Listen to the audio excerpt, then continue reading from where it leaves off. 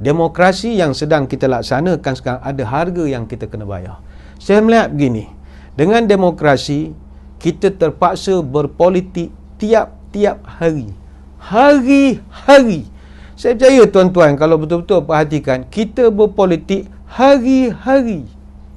Saya ingin menyeru dan mengajak kepada seluruh muslimin muslimat. Kita bukan orang politik. Politik ni dia ada seni dia.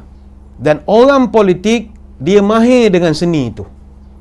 Kita orang biasa, kalau tak pandai jangan. Sebab politik ini asasnya adalah tentang siapa dapat apa, bagaimana nak dapat dan bila boleh dapat. Kita tak reti cara begitu. Politik juga adalah tentang peluang dan keupayaan untuk menguasai peluang. Politik juga adalah kemampuan untuk menukar peluang menjadi laba yang menguntungkan. Politik juga adalah memanfaatkan laba yang telah diperolehi itu tadi untuk meneguhkan kekuasaan dan penguasaan. Sanggup kita nak bergelanggang dengan dunia begitu? Tak sanggup. Sebab itu politik ini dia ada seni dia. Dalam politik, prinsip moral bukan sesuatu yang bersifat praktikal. Payah nak digandingkan moral dan politik. Sebab itu dalam nada sinis, Niccolo Machiavelli dalam buku The Prince, ni buku tahun 1513 lagi, dia tegaskan bahawa dalam urusan politik tidak ada tempat membicarakan soal moral.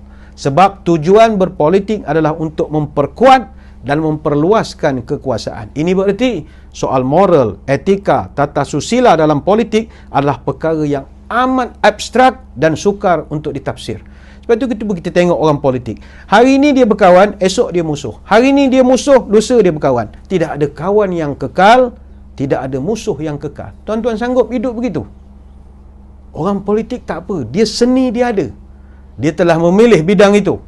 Itu sebab Syekh Badi'uzzaman Said Nursi, ini tokoh terkenal di Turki. Dia pernah berdoa, A'udzubillahi minasyaitani wassiyasah. Ya Allah, jauhkan aku daripada dua perkara, setan dan politik. Ini bukan bermakna Syekh Badi'uzzaman menolak politik. Tidak. Tapi dia menolak politik dan mohon pada Allah daripada politik kotor yang didasarkan oleh hawa nafsu serakah politikus yang tak berhenti-berhenti gila kuasa. Muka yang sama saja yang kita tengok daripada kita sekolah sampailah sehari dua ni. Muka yang sama saja. Tidak mempedulikan etika, norma, hukum. Ini masalah.